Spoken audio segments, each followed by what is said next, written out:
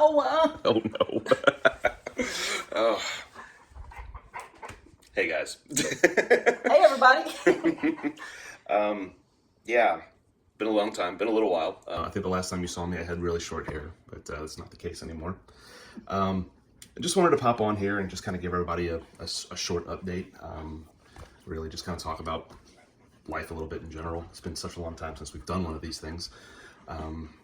Or since I've done one of these things, and I brought Gran in, and the reason why we're jumping in on this is that it's Brittany's birthday tomorrow. She would have been 25, and we were talking about trying to get together and do something for her birthday. We're gonna go out to eat, but I don't know. I've been feeling the itch to kind of do one of these for a while and kind of give you guys a heads up and tell you what life's been like and that kind of stuff. Also, it gives us the how should I put this? It gives YouTube the idea to spread the videos a little bit more. In which case, people can wind up seeing episodes 80 through 83. That really cool, miraculous turnaround that we had. So anything to share the glory of God, and if I can trick YouTube into pushing the videos out a little bit more, then I'll do it. Hey, that works for me. So I think everybody needs to see that. They need to see that recovery and that, because it really was absolutely beyond a shadow of a doubt, no doubt about it, a miracle. And that 3 months was vitally important to so many people that we got to have extra. Yeah, with our family. With our family, and it was so vitally important to all of them and to her. She really needed that, and it was important to get to have that time with her, even though 2 months worth of it I didn't get to spend with her because I was in a wheelchair from my knee surgery that turned out not to be as simple as they thought it was going to be. But it gave Brittany the time to spend with her other grandmother and renew that relationship. Okay, Milo, come on now. You're digging on me. Renew that relationship. And so that was a good thing, for them. And but it was excruciatingly hard for me. And I've told Darren repeatedly, and he knows this, that while I was thankful that she got to have that time, I was also very, very distraught because I couldn't be here, because I had been here with them from the beginning, and so it was really, really hard for me. And but I got to be there those last 3 days, and that was important as well. So but we were sort of kind of like the Three Musketeers. It was me and Darren and Brittany a whole lot. And because I was available and could do things that for them, and with her, taking her to the doctor here and things like that nobody else really could do. And it was special. We had a good time. And the thing about it is, one of the things that I told Darren the other day, because we talk every day. And every single day. We do, every day. She sends me text messages every day, and it's always these uplifting little messages that I have to say, during the darkest times of all of this, Milo, would you stop?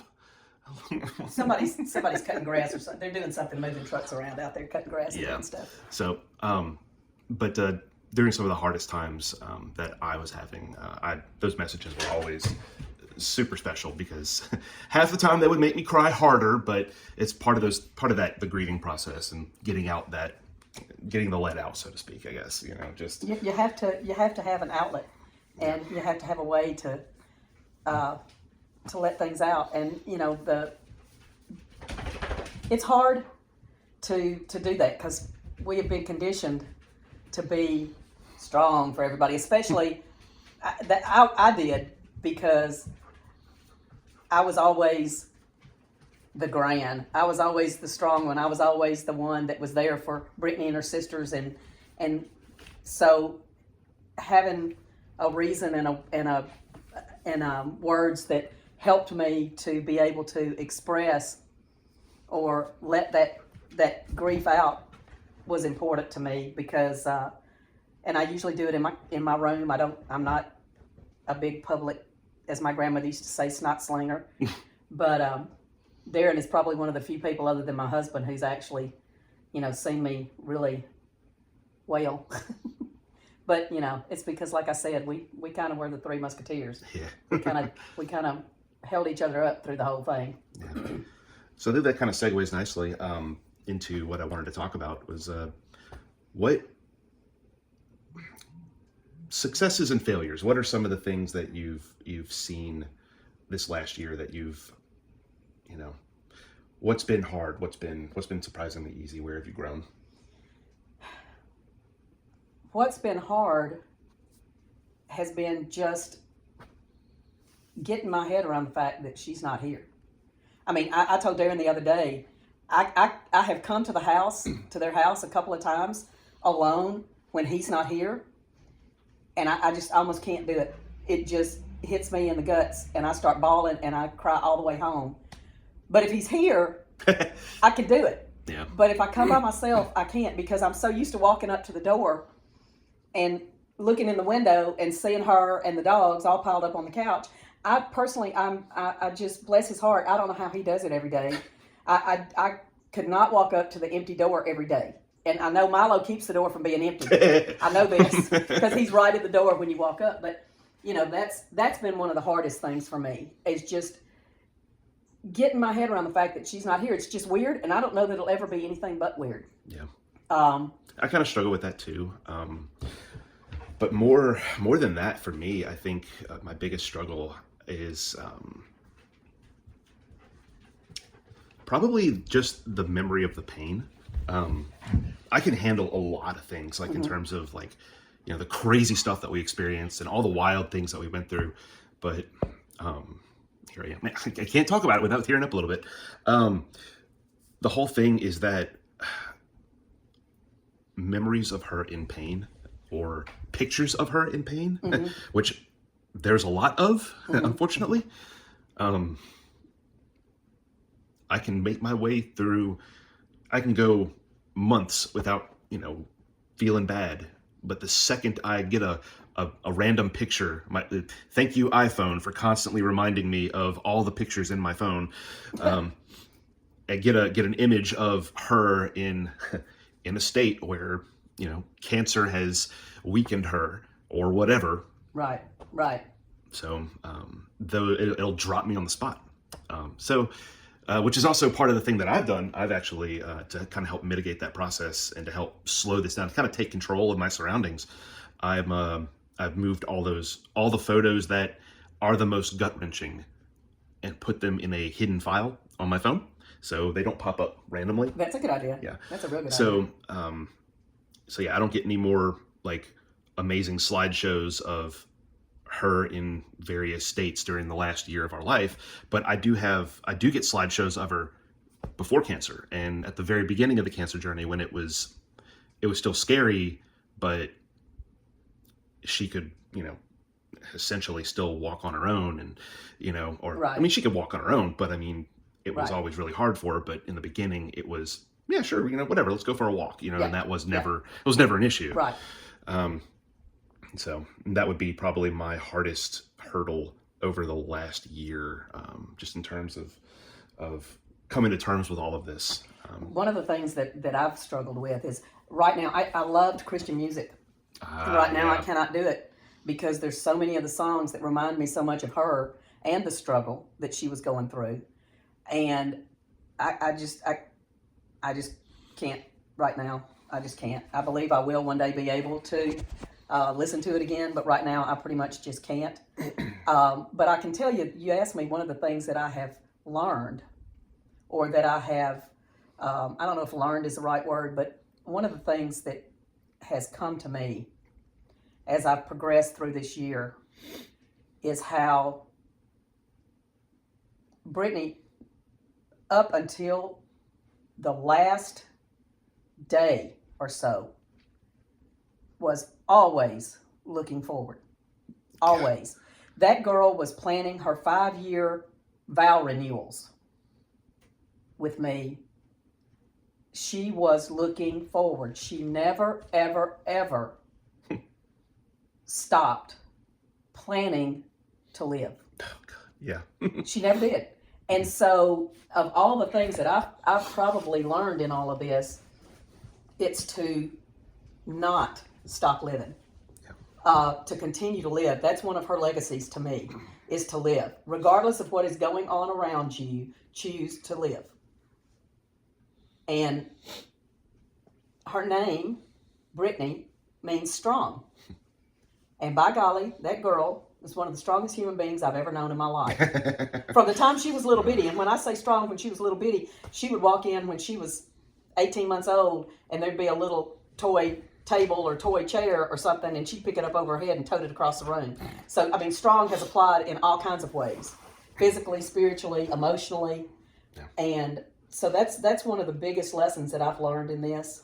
And also that not to be so finite in my thinking, so earthbound in my thinking, because God created us to be eternal beings. And one day when I was praying, I said, I always pray scripture because I don't want my words to get in the way. So I pray God's word. And one of the scriptures that I pray is that he says that he will give us a long life and a future. And I was praying, and all of a sudden, in my thoughts, the words, do you even comprehend what a long life is? And I just sort of stopped, and I thought about it, and I thought, oh my goodness, truly and really, we think of long life in an earthly sense. We think, okay, I want to live to be 100, or I want to live to be 85 or 90 or whatever, and that's a long life. Well, yeah, but no, because God's view of long life, the maker of heaven and earth, the creator of all things, says a long time.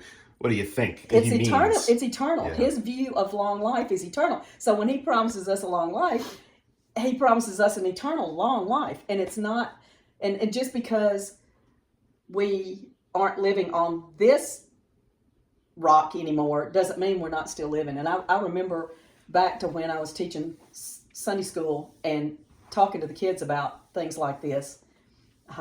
And eternal life, it's like there was a song about we're only visiting this planet, and so it's like moving from one town to another. My boys live in Arkansas, and I don't see them all the time. But just because I don't see them all the time, and just because I don't talk to them every day, doesn't mean that they're not alive. Yeah, of course. And it's the same thing with heaven.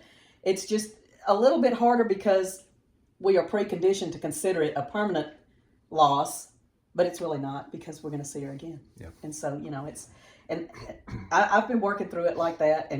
But the idea of living with a future in mind, like she did, because honestly and truthfully, the summer of 2021, 2022, and up through the fall of until probably October, when she went over to Jackson and came back to us for that 3 months, she was planning things. Yeah. She was working on her business. She was planning things. And so, that's the way to live.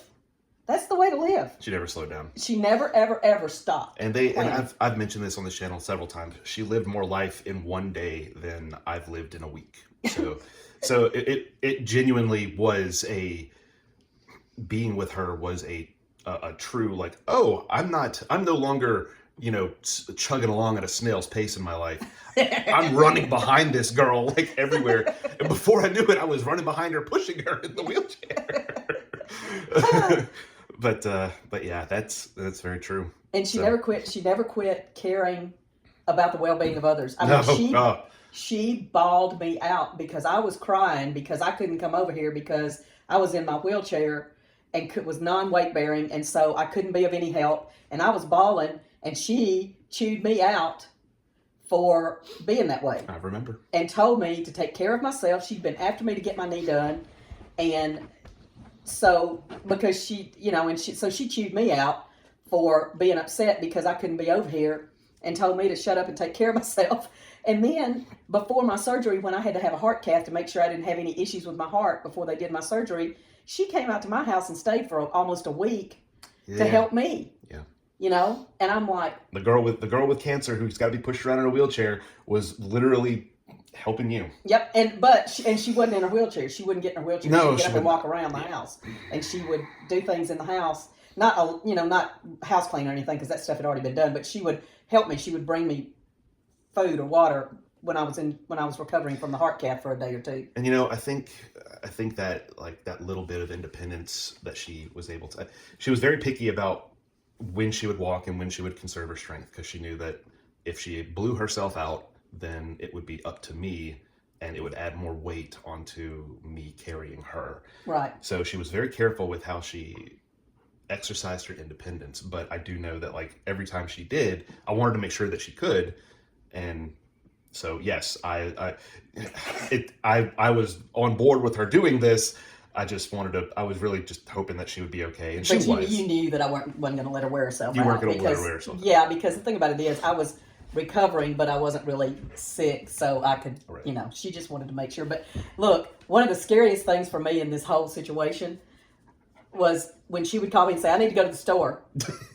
Because I knew when we got there, she knew that my knee was boogered up and I wasn't going to, I couldn't get around real good. But she would call me and tell me to come get her to take her to the store while Darren was at work.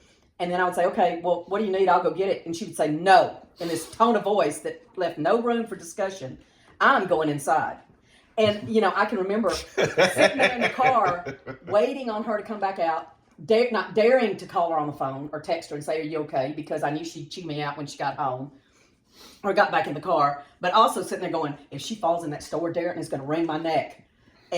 But I was like, Darren, I wanted her to have some independence. Yeah. And live as normally as she possibly could. And if she wanted to go in the store, then she was going to go in the store. And Grant, let's be honest. If she wanted to go in the store, you weren't stopping her. No. I wasn't stopping the girl. There was no way I was going to stop the girl. Not that you would stop her. You probably couldn't stop her. She would throw a Brittany Jane size hissy fit there. And she'd throw punches. Yeah. It would be funny. She was going to go, if she wanted to go in the store. And, I struggled back and forth like Darren did about allowing her independence. And allowing her is the wrong terminology. I know, but you know what I mean. Yeah. But finally, one of the things that I learned through this was, okay, never mind. I am not going to worry about that. If Brittany says that she can go in the store and get what she needs, Brittany can go in the store and get what she needs. Yeah. And I'm not gonna get in her way. She will do what she can do. And if she can't, and I learned that if she couldn't, she would tell me she couldn't. Yeah, that's very true. She would say, Graham, will you go to the store and get this for me? It's my boy. I love this boy. She and I went on that trip to Kentucky to get this dog, and he was so funny. We had such a good trip. It was our last major road trip together. We had been to Virginia together, and that was the very first time that my husband and I went back to Arkansas to see family after Brittany had passed. And I guess on the way up there for her memorial, oh my gosh, I bawled 3/4 of the way up there, because the last trip that she and I took together was to Arkansas for one of the grandkids' birthdays or something. And she wanted to go see her niece. And so she wanted to go see Noelle. And so I took her up there, and we went up there, and that was one of the last road trips we took. And it has taken, I guess we've been up there now. We went at Christmas, and we've been a couple of times since then. So I guess we've been up there 3 or 4 times since then now. And it's better. I don't bawl all the way up there now, but that was hard. Yeah, there's always been moments of, for me, it's you turn the corner in the house, mm-hmm. expecting to see her doing something, and you realize she's not there. Or I don't really have a whole lot of I walk into a room or walk into a location. I don't have a whole lot of location-based trauma, unless you count the first time I tried to drive up to Arkansas. That was nice. Yeah. Or I think Cafe Paradiso would be hard for me if I were you. I've been in there a few times. It honestly, the whole layout has changed so much that it's not even the same cafe anymore. Yeah. But that being said, one of the things that I think that I have been, or I see that God has showed me throughout all this, is that, well, really, I think just in general, actually, you find people who experience traumatic things and their faith is worsened by it, and throughout this whole process, I actually feel like my faith has been deepened, which if you would have asked me, a year ago, I would have angry cried and tried to fight you over it. But I really think that is something that has been really cool. Like, just personal for me is that, like, her passing and, just wrestling with God, like just the literal, the prayer life of how to pray through tears and pray through anger and all that. Like, I think that intimate contact that I've never had before was something, I mean, obviously unique for me, but important for me to experience, because I could go through it and, wound up with a closer walk. I was going to say a more personal relationship. Yeah, absolutely. Which is what he wants for us, is for us to have the kind of relationship that makes it where we can talk to him just like you and I are talking. Yeah. Because that's what he created us for, was to be his friends. Yeah. And he wants us to be able to talk to him and ask questions and seek him. And Tim and I were just talking about Brittany's Papa Mac, my husband. We're just talking about the fact that, he tells us if we seek him with our whole heart, we will find him.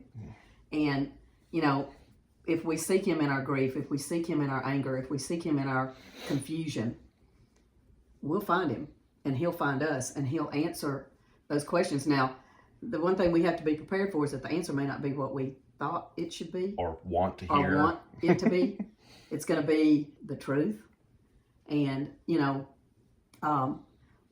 I read something somewhere, and I can't remember where, but it was something about, well, I can tell you a personal example. When Brittany's mom was a baby, hadn't even learned to crawl yet, my grandmother got burned almost to death. She went out to the trash can and threw gas on her trash fire, and the wind blew it back on her and melted her polyester shirt to her body, melted her glasses to her face. I mean, and she, talk about where Brittany Jane came tough, she drove herself to the doctor. Oh my gosh. Yeah, drove herself to the doctor, right. So Brittany comes from a long line of tough. And that doesn't surprise me. Mitochondrial DNA is from tough. woman. Yes. It comes from tough stuff. Yeah, it comes from my grandmother to my mother to me to Brittany's mom to Brittany. So she comes from a long line of tough.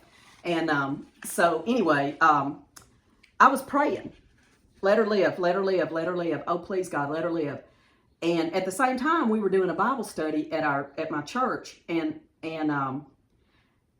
I went to go stay with my grandmother because after she got out of the hospital, and one of the things that God showed me was to stop praying selfishly, and when the Bible study was talking, it was called "What Happens When Women Pray," and it was talking about the fact that we tend to pray selfishly, and I changed my prayer and started praying for God to do what was best for my grandmother and to give me the strength and the courage to deal with whatever was best for her. Yeah, that's good. That's good. And as a matter of fact, she got out of the hospital, and me and Brittany's mom, my daughter Claire, who, like I said, was not even crawling yet, went up to stay with my grandmother, and it was a struggle because she was depressed and she was scarred and she wouldn't eat, but while we were there, Claire learned to crawl, and the baby being there helped my grandmother want to get better. But my point was, because I talk a lot, I'm sorry. My point was that learning to pray unselfishly, learning to pray for what is best for that person rather than what we think is best for that person, and rather than what, because but pray for God's will rather than, it's like the Lord's Prayer, right? Like every word of that prayer, there's only like 2 or 3 lines, maybe 2 lines that are about us. Mm-hmm. The rest of it, it's like, your will be done on earth as it is in heaven. I mean, like that's not, give me my daily bread. It's not, it's asking for provision, but it's also like just whatever the basic that I need, mm-hmm. whatever sustains me, So it's not a, this lavish prayer. It's literally just God, what is your will? It's basic. Yeah. Yeah. Well, he's pretty basic. That's the thing. It's the whole relationship with God and the whole journey with God is pretty basic. It's about love. Yep. It's about loving him and loving each other and caring for each other. And, one of the things that I had read somewhere was, we need to be careful when we pray in situations like we faced with Brittany, because we never know, so, okay, we get the answer to our prayer and she's still here with us. And that's all great and good until something even more traumatic happens. Yeah. And that people don't think about the fact that, you know, her leaving us at this point was hard for us, but she gained freedom and health and left us with a legacy of living that if we don't pick up pieces of it, at least we should be ashamed of ourselves. Yeah, that's very true. Very true. Because she left us a legacy for how to live. Well, Gran, I think this video is getting a little long in the tooth, but Yeah. I just wanted to say thank you for jumping on with me. And, Yeah. And I'll probably come back on in another few months or so and just kind of give a couple little updates or whatever. But I do think that I'm actually going to upload. There's a video. I mentioned that I've been trying to fill my space and fill my phone with images and stuff of Brittany before cancer.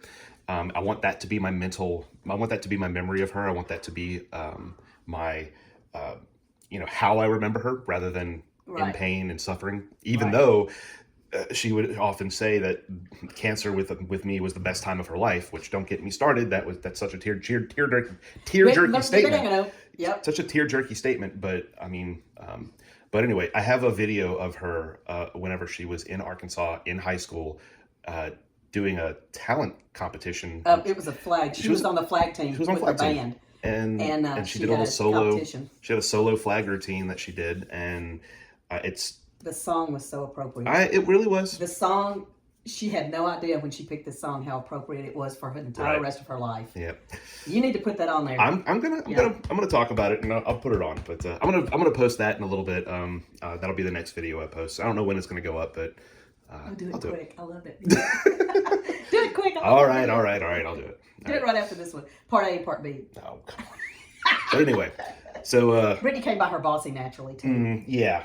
I can't see where she got it from. Not at all. Anyway, Myers and McCrane out. Yeah.